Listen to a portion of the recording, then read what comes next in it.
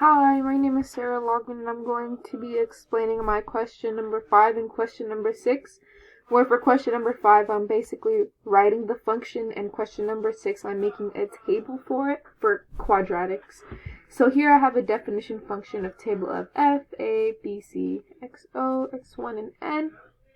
And then here I have the equation of d is equal to x1 minus xo divided by n minus 1. And then here I have a for loop.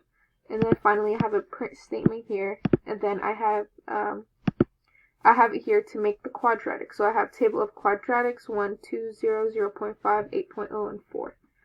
And then finally for question number 6, it's basically like making a table for the quadratics basically. So you can see if I run my code right here, that's my table of quadratics. Thank you.